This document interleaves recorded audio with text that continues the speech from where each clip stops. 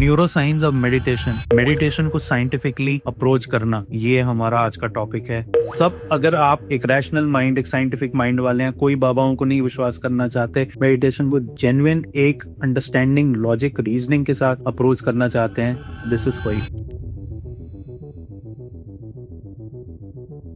दोस्तों आगे चलते हैं, where medicine meets the soul. Last हमने न्यूरोसाइंस देखी थी, एंजाइटी, और कैसे ब्रेन, नर्व्स यहाँ तक पहुँचे हैं और कैसे हम उस ट्रैप में बंधे हुए हैं। अब हम आगे चलते हैं और ये देखते हैं कि अवेयरनेस जो है उसके ऊपर क्या इम्पैक्ट आ रहा है। जैसा हमने देखा कि 3 लूप्स के अंदर आदमी फंस जाता है। डीएमएन लूप जो कि वरी लूप है, आपका वरी स्टेशन है। दूसरा आपका task positive network, TPN loop, जो कि आपका वो है जब आप काम के अंदर फोकस्ड हैं। और तीसरा कंडीशन वो है जिसको एटीएल लूप बोलते हैं, और इनसाइट स्टेशन, जबकि मतलब सडनली आपको आंसर्स आते हैं। जैसे आपने देखा कि कुछ भी नहीं, छोड़ दो, कोई प्रॉब्लम है, अपने आप आंसर, सॉल्यूशन, साइलेंस के अंदर सॉल्यूशन आता है। तो वो चीज़ है।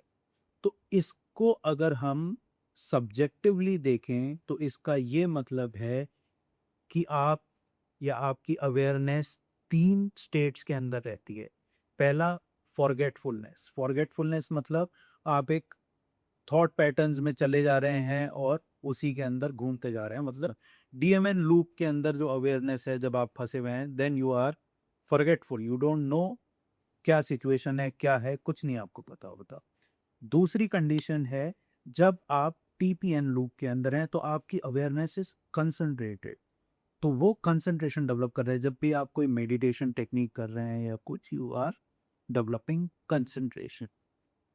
तीसरी जो है स्टेट, दैट इज एटीएल, मतलब इनसाइट स्टेशन। इनसाइट स्टेशन पे जब अवेयरनेस आती है, then that is mindfulness. So mindfulness, meditation और कंसंट्रेशन में क्या फर्क है? कंसंट्रेशन मतलब आप ब्रेथ देख रहे हो, ब्रीदिंग हो रही है, breathing, inhale exhale, this is आपका कंसंट्रेशन ब्रेथ पे है। But the moment you know this is inhalation, this is exhalation, that is mindfulness. अब डिफरेंस ये माइंडफुलनेस में और नॉर्मल नोइंग में क्या फर्क है? माइंडफुलनेस के अंदर जो नोइंग होती है, it is not conceptual knowing. Conceptual knowing का मतलब है कोई थॉट बेस्ड नहीं है। मतलब अगर आपके हाथ पे गरम लग रहा है तो आपको डायरेक्ट पता है कि ये गरम है, दैट इज डायरेक्ट नोइंग।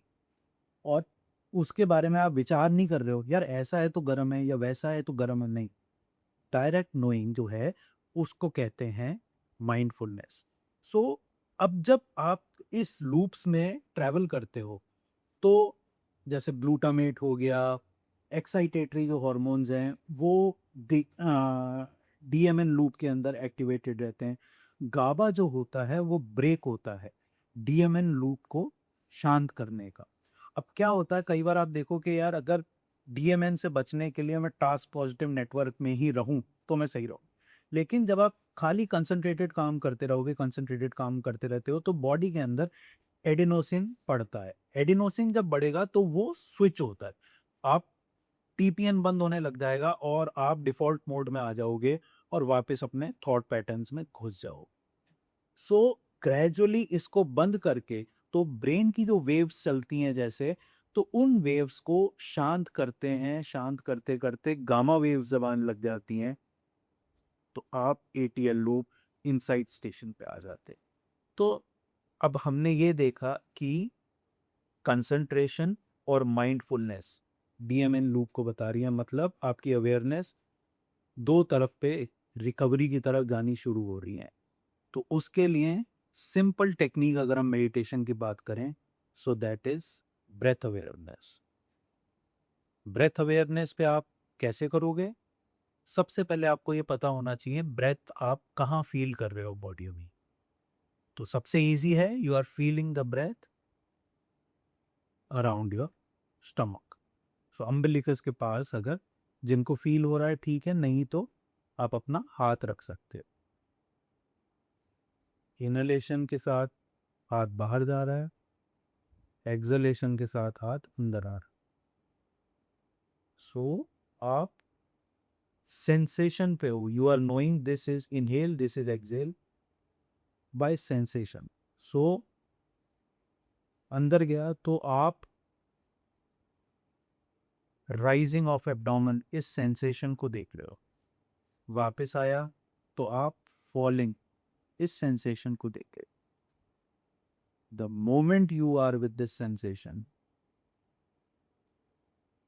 हमने ये 5 सेकंड किया होगा और आप देखो कि ऑलरेडी थॉट्स बंद हो गए। So the neuro science of meditation is, आप थॉट्स कैसे बंद कर सकते हो, आप कैसे अपने माइंड का कंट्रोल अपने हाथ में वापस ले सकते हो। और दूसरा, द मोमेंट ये बंद हुए एक पीस आना स्टार्ट हुआ।